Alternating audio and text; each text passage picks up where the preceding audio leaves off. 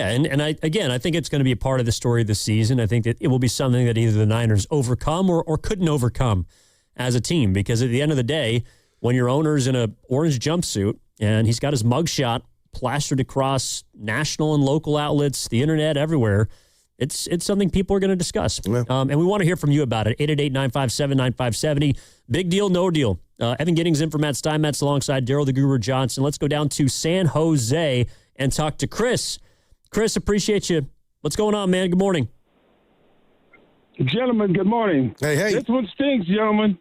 Let's go back to Jerry Rice. Jerry Rice had a couple of incidences here in Campbell, and, hey, I seen the back of his head. He wasn't bobbing for apples, okay? He wasn't bobbing for apples, so I can guarantee that. And Mr. Forrester had some issues. And come on now, fellas. It's starting to leave a very nasty stench. And sure, we're fans, and, not my guy. Come on, we're not that gullible. The Giants sold us up a creek. Now, we followed them down the trail. The 49ers ain't far behind. Let's just be honest. Something's not right. Guru, what's happening, baby? Give me some. Yeah, I can give you nothing on the first part of your call, but I will tell you this. In any organization, nice with the call, Chris. The CEO, the owner, getting in trouble, and who is not even by design the face of the organization in an orange jumpsuit a couple weeks before the first game, who has been given flowers for being quiet and laying low and letting the people that know football run it. I mean, that has just come to a screeching halt. But if you ask me, and you have, does this have? And I'm not trying to be a simpleton here and just say it's about football. I understand the frustration, the embarrassment from the fans, maybe even the players. But when people or guys and gals mess up in a group setting, you come together and try to have that player's back. But now we're talking about Jed putting himself in a situation to where that picture's everywhere. People have, I almost want to say, not the right, but now people are making jokes, comedians or what have you. You gave them this fodder to go with. So now I can't get mad at anybody calling. I didn't agree with the last caller, but that's how he saw it.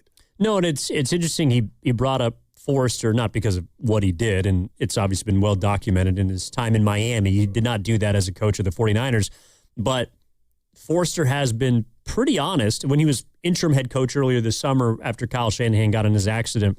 Oh, yeah. And, running practices. He was at the podium and he talked about how much Kyle impacted him in a willingness to forgive him for his mistakes, for his lack of judgment. That was sad. For his character flaws, if you will. So I do think that if there's any team that is led by Kyle Shanahan, who's got a history with, forgiveness and understanding for one of his own, I would imagine he'd be able to do that for the owner. No doubt about it. And like I said, this is when you own the team. And independent, by the way, of his own car crash. Like, this is who Kyle Shanahan was and is before all that stuff. Yeah, so the word I'm looking for, Evan, I'm hearing from you is grace. And I'm sure he'll get that from his players and the rest of the Niners staff. But in no way, shape, form, or fashion can I sit here and look across from you this Monday and say, this is a good thing for the Niners. It's just not where it's headed, Evan. I have no idea. But even if there was some punishment that comes down the road from the NFL, I guess as far as the football component to this, because that's why we're talking about it, the parallel, he's not in the game planning, So I think week one is week one, and that'll be about football. This doesn't impact that to me. Can I be wrong? No, I largely agree with you. All right, you're listening to 95.7 The Game, KGMZ FM and HD1 San Francisco, and Odyssey Sports Station. Always live in the free Odyssey app and now broadcasting from the Laughing Monk Studios. Giddings and Guru here today on Steiny and Guru. Jed York pleaded no contest to a pair of misdemeanor charges after being arrested in Ohio over the weekend, and that's what we're getting into. Filmo Mike is here in the city. Hey, what's up, Mike? How you doing? I'm good. Interesting topic. I just want to preface it by saying, what is engaging in prostitution? Because, if you were John Doe, do you engage in prostitution? You're looking for a prostitute. So, that comment is kind of weird. Was he the one? I don't know, right? It's definitely not a nothing burger.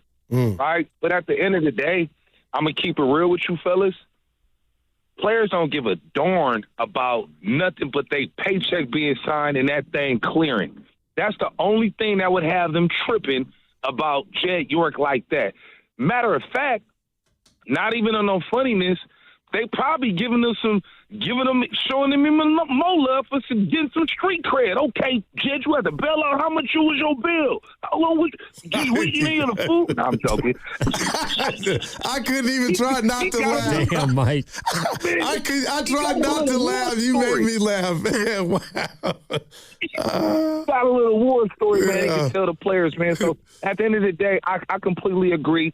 It's unfortunate that this had to happen, but it's really a nothing burger, but it's a something burger if you're being publicized and drawn out there within the media. But this has nothing to do with Mike Evans not finishing practices or CMC coming back, right, or Debo being implemented into the game plan.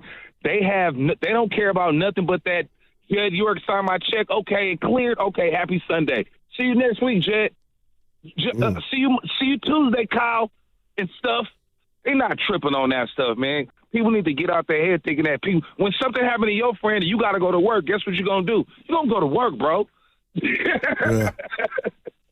Yeah, no, I'm with you, Mike. Appreciate the call, man. I think he's spot on from the football standpoint, but the fact of the matter is, what are the Niners trying to do this season? Win a championship. Jed York's been vocal that is the goal for this football team. And generally, when you win a championship, we talk about how teams are aligned and organized and together.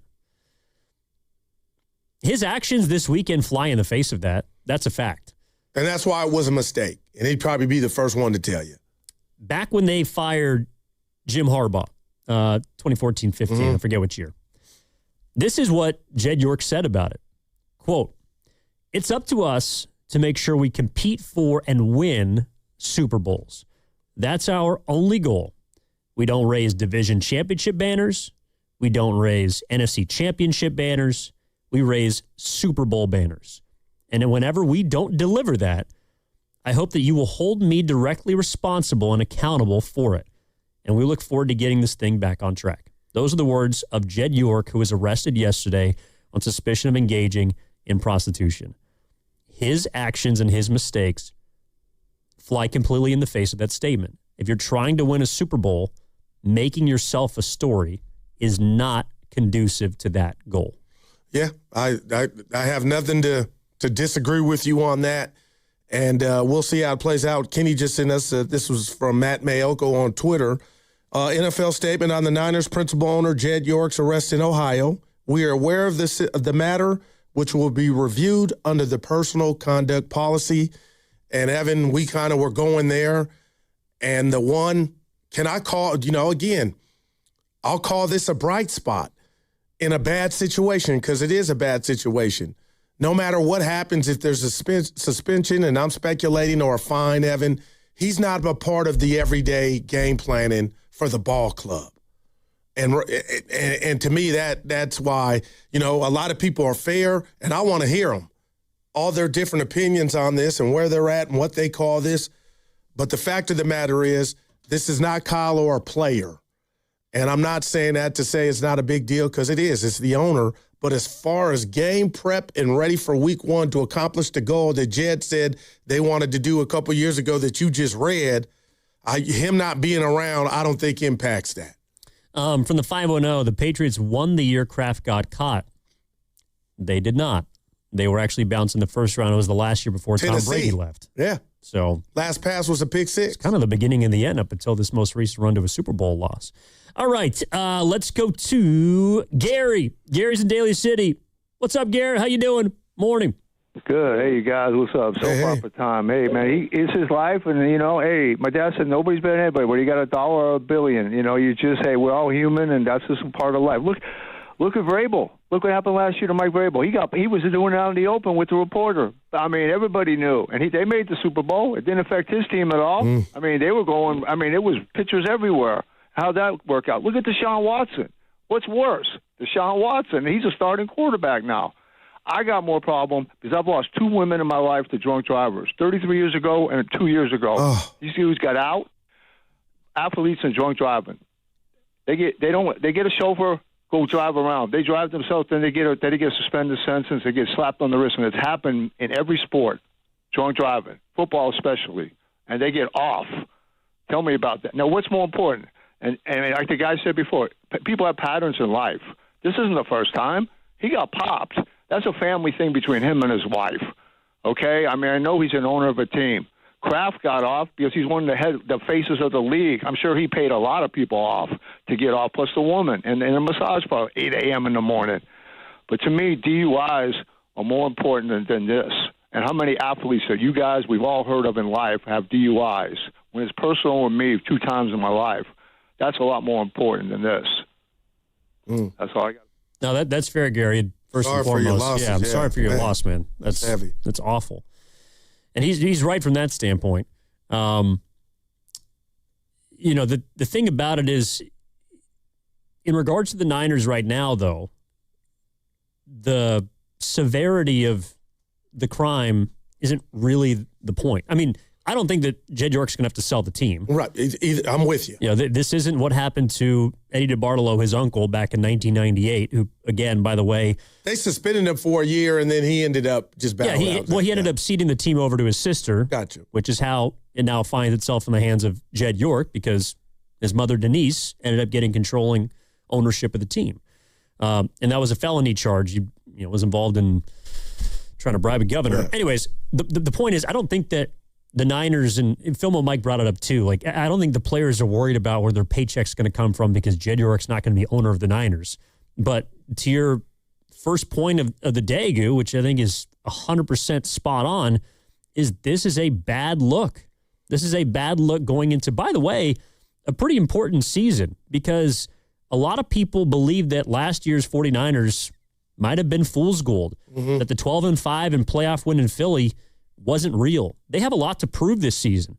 And now, it might be unfair, but you're also going to have to prove that your owner is not a distraction. Otherwise, you're going to be asked about it. No doubt about it. And, again, I'm just fascinated when situations like this happen, and then we have the ability and blessing to be behind a microphone. But I am the last person, Evan, because I share with you all my imperfections and mistakes and bad decisions, to come in here and try to say what's right and what's wrong. But what we do know is wrong is the owner of a team being in an orange jumpsuit on the internet because he got arrested.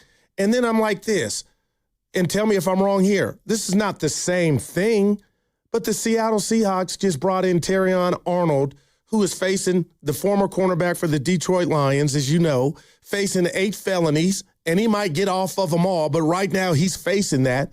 And the Seahawks worked him out and said, you know what, Evan? I think there's a place on this team for him, and we'll see how the judicial system plays out. And to me, that's way worse, the 8 felonies for what they are, than this. But I just believe this won't go into the locker room to cause the Niners to get off of their game. And you could be like, well, damn, Goo, all you care about is football. No, but that's why we're talking about this. I just think, this foul or this error will not have any significance on the Niners winning or losing. Well, and I think that's what Gary was also getting at, is someone like Deshaun Watson still named quarterback of the Browns, which, by the way, is a joke. And go ahead. It's a joke, and this is, again, what he's getting at. It's not a joke because, he's not just a joke because of who Deshaun Watson has shown his ass to be, but because he's got the worst QBR of a starting quarterback in the last 4 seasons. But that contract and money they gave him, they ride that into the ground. You know his dead cap hit, if they were to cut him right now? 68. $127 million. And that's why he's named starter. He might get cut next year when he's going to have a cap hit of $86 million. I watched the games to Get a Life, and I'm like, he's terrible, and they name him starter. Deshaun Watson. Talk about a fall from grace. Man. Guy absolutely is awful. All right, let's go back to Oakland and talk to Gene. Hey, Gene, what's going on? Good morning. Hey, good morning. I'll tell you, I'm really pissed off this morning about all this. maybe I'm too old school on this, but I want to build on what the last caller said. We really shouldn't be wasting our time with this. We shouldn't be continuing to, publicize it. I understand it's a story and you have to follow up on the story, but, and I'm no big Jed York fan by any means. In fact, if you can infer from all the calls I've made in the last 12 years what my politics are, I'm no fan of billionaires in general. But he's entitled to the same rights, the same considerations as any normal person, all right? So what the hell did he do here? He engaged with a prostitute? He did something that's legal in Nevada and legal in something like 50 or 60 other countries, all right? If that's the worst thing he did, it's personal, it's private, it has nothing to do with football, and you should leave it alone. The only people that are really suffering for this are the family. And how are they suffering? Because the media won't leave it the hell alone, all right? So I'm hoping you guys do the right thing. Let it go. Let's talk about the positive stuff that's happened with the Niners. Let's focus on that. Let's turn this thing around because I'm sick and tired of it. I got you, Gene. I respectfully disagree. Yeah, and I would tell Gene. I would respectfully disagree. Gene is our guy. But, Gene, you get mad at the owner for putting himself in that situation and making this a story or an option. We can't run from what's real, and what's real right now is this story. So I get the venom or the vitriol, but Uncle Gene, you got to put that at the doorstep of York because he put himself and his team in this situation. Yeah, a choice, a mistake, a character, whatever you want to call it. He did this, not us. Right. We're not talking about this if Jed York doesn't show up in an orange jumpsuit. And do you think we even want to talk about this? You know what I mean? We were coming off with the good stuff. I told you, this is what we were not planning on talking about this today, but this is the story. And the phone lines are breaking. You know, it's just incredible, and I get it. I understand the private matter point he's trying to make, that it is more of an embarrassment for the family, perhaps his wife or children, than certainly to us or to his players, right? But he never once mentioned he was disappointed in Jed. Well, and that's what I'm looking for. You're absolving fault from the person who committed the crime. This was a crime. Yeah, exactly. Gene, I love you. And it doesn't. Okay, fine. Then he should have gone to Nevada to do it. If that's what your point really is. That's great. The guy was arrested, and yes, they're misdemeanor charges. It's not a felony. But the fact of the matter is, he did this.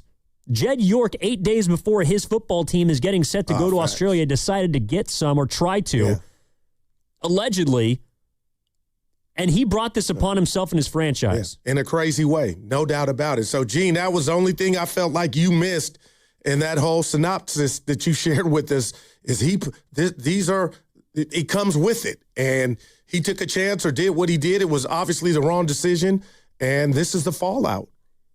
And for the people that are saying innocent until proven guilty, he pled no contest. So that's over. I mean, he's not trying to fight this. Right. He's not trying to fight this. The one thing that was, of course, amended was the charge of engaging in prostitution. That was moved to possessing criminal tools and disorderly conduct. So, and that's the part of this, I don't want to get too nosy on you, but the criminal tool, just as a human being, I am wondering, what's, to film on Mike's call, what's going on there? Well, I looked at the Ohio definition of a criminal tool, and it's essentially just anything used to commit a crime. So it could have been a cell phone, or it could have been a pen. I don't know. I mean, it could be whatever. It's kind of a ambiguous term. 888-957-9570 is the number. Evan Giddings in for Matt Steinmetz alongside Daryl the Guru Johnson. Talking about Jed York today, who pled no contest to a pair of misdemeanor charges after being arrested in Ohio, and kind of a little bit further south of his hometown in Youngstown. I just felt like that this is it's clearly a part of who he is because he was caught for it, but the Jed York that has been the owner of the Niners, the guy that I think he has always been compared to someone like Joe Lacob from a publicity standpoint. That Joe Lacob is very much in front of the camera. Jed York is behind the camera. And that's why I feel that this will be more of a stain than a distraction, because if you're thinking about things that Jed York has done, there's not a ton of public instances that you can point to and associate with him. And this is going to be one of those things. No doubt. And that's why it's so, if you allow me, it's so shocking. And I didn't have this on our Monday morning rundown on the bingo card, and I'm sure the organization didn't either. So, You know, Evan, when you say staying, again, it's kind of unfair me asking you this question without knowing, okay, it's over here. He goes to court, it's over. But how long do you think something like this follows you? Or you just, you know, go to court, get it done with, and move on, and hopefully the team will, you know, play good football?